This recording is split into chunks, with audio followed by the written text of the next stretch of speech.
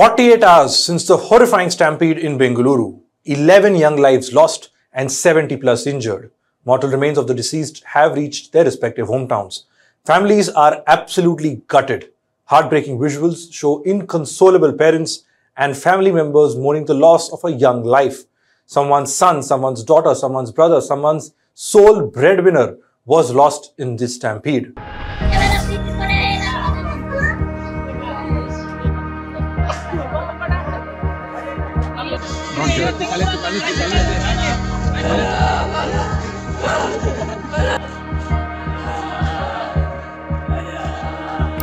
No, they came and they visited, but there is no support proper previously. She has taken in auto. For political party, they will arrange everything, correct? For why this sports one, they are not arranging all these facilities? Go and see in Mysore Palace Road. For political party, how they will arrange? For this parade, they will be having some calculations, correct? Intelligence should be there, correct?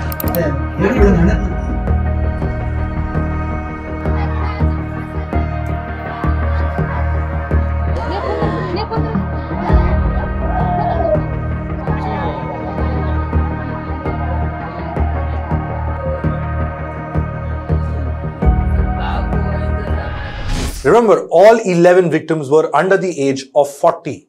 The youngest was 13 years old, only 13 years old. Fans from different walks of lives, from all over the state of Karnataka. It was love for their favorite team and first-time IPL winner RCB that united them all. All of the victims, like lakhs of people, had descended onto Bengaluru to catch a glimpse of the winning team, only for the occasion to take a fatal turn. The reason for it? Like we've been saying since yesterday, absolute carelessness, ignorance and horrible miscommunication on the part of RCB and the Karnataka government. Today, let's focus on what everyone has been talking about. Accountability. Accountability for 11 lives lost in the Bengaluru Stampede. Have heads rolled?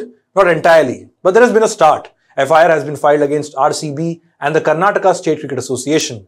RCB's marketing head has been arrested. 3 people from the event management company have also been arrested by the cops. Of course, the Siddaramaiah government has also suspended a few senior police officers for failing to control the situation. But so far, no word on accountability whatsoever within the Siddaramaiah government. In the online space, hashtag arrest Virat Kohli and RCB team are among the keywords that everyone is talking and debating about. Additionally, details are also emerging as to how badly this event was planned behind the scenes and how the desperation for PR ensured that due procedure was completely thrown out of the window. Hello and welcome, I'm Shubham Chauhan. Let's get started.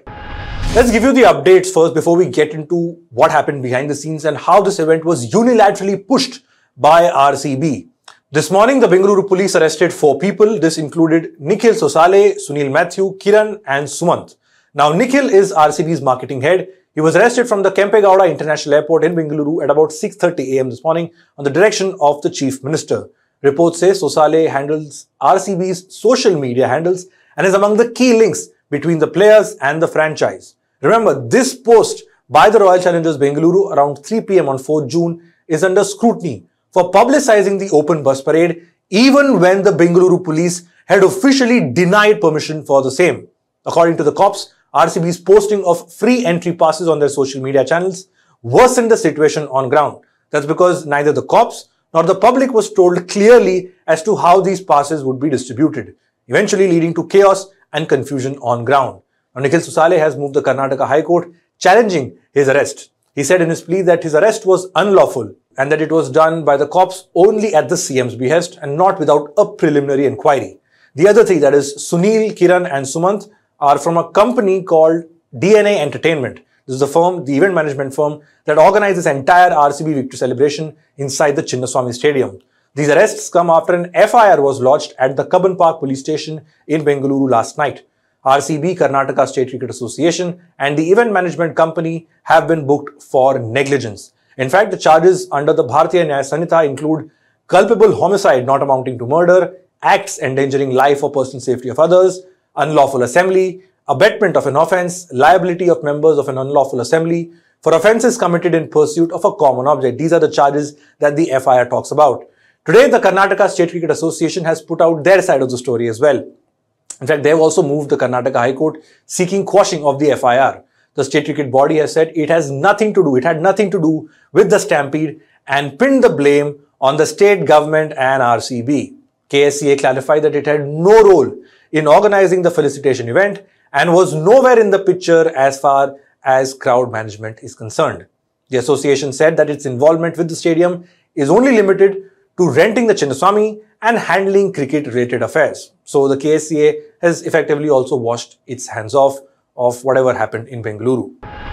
Last night, Karnataka Chief Minister Siddaramaiah briefed the media. He announced a judicial probe into the Stampede that will be done by a retired judge. The Karnataka government also sacked Bengaluru City Police Commissioner B. Dayananda, Additional Commissioner Vikash Kumar, DCP Central Shekhar HT, ACP C. Balakrishna and Cubbon Park Police Inspector Girish AK. All of them were suspended by the Karnataka government. The Chief Minister also blamed these officials for failing to control the situation. That was the reason that was given.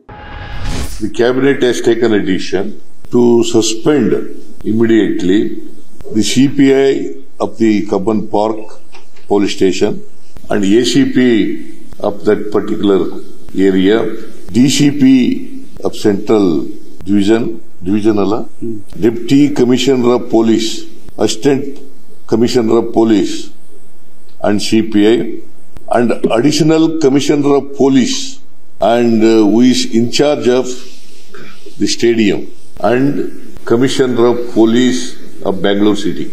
And I have entrusted the inquiry. The FIR is already filed yesterday. The investigation to CID. These are the decisions today. Meanwhile, Bengaluru got a new police commissioner today in the form of IPS officer Simant Kumar Singh. Singh said he will live up to the legacy of his predecessors and he will also immediately take stock of the Stampede case and ensure that crowd management measures are put in place by the police. But the Siddaramaiah government is also facing a lot of flack for this, for making the police a scapegoat and hide the actual lapses on the part of the government. And the focus in particular has been on now former CP of Bengaluru, B. Dayananda. Known to be an upright and clean officer, Dayananda was hailed for improving the image of the city police, which was in the pits, and also undertaking significant measures. What is also puzzling about Siddaramaiah's move is the reason that the government is giving, that the cops failed in their duty. On the contrary, the push and desire to have an early celebration clearly came from elsewhere, and we'll get back to that point in a couple of minutes. In fact, multiple reports suggest that the Bengaluru police had red flagged this early celebration. They were dead against having this celebration so early. Reportedly, the same police force under B. Dayananda had asked for a few days' time to ensure adequate security arrangements can be made. Of course, the suggestion by the police was eventually overruled, reportedly by the Siddaramaiah government themselves. The cops had no option but to oblige a few thousand police officers to handle crowds of more than 2 to 3 lakh people. No preparation time, nothing. In fact, here's where the role of RCB too is also under the scanner. The Indian Express did a detailed report this morning on how things went wrong. According to a senior cop, it was RCB which unilaterally decided to hold a victory parade without obtaining police permission as per laws. They did not obtain any police permission whatsoever. Remember, on the 5th of June, that is the immediate next day after the IPL win, RCB announced early morning that there will be an open bus victory parade. But despite the cops publicly later saying that there cannot be one, the franchise posted about the open bus parade again and also talked about limited passes. The report says this unilateral and we would say absolute careless move by RCB coupled with the state government's desire to get their share of limelight and PR played a key role in this tragedy that unfolded outside the M. Chinnaswamy Stadium. Now, on last count, Bengaluru police has about 25,000 odd personnel. Assuming that all of them were out there on the streets, the elaborate nature of the celebration was such that their resources were clearly stretched. Here's what a senior police officer told the Indian Express. We were stretched thin in terms of resources. We were virtually handling 4 events simultaneously on that day. The arrival of the RCB team at the airport, their safe transport to the team hotel, to the government felicitation ceremony, and finally to the RCB event at the Chinnaswamy Stadium. And look at this sequence of events too. The police was out there through the night, ensuring that celebrations don't go out of control. This was just after the final when RCB won and fans were on the streets. The police too was out there the entire night. Within a few hours, as this graph shows on your screen, events, VIP entry and everything was clearly all over the place. and so was police deployment. Their resources were stretched, like the cops just said. So both RCB and the Karnataka government had their own selfish reasons to go ahead with the event. In fact, the Express report says that another influential politician, also associated with the sports fraternity, convinced Siddaramaiah, the chief minister, that the event would result in positive vibes, and the cost of the sheer negligence, criminal negligence on display by RCB, its management and players, along with the Siddaramaiah government, was out there for all to see. A dark chapter in Bengaluru's storied history. That's all we have for this report. Thanks for watching.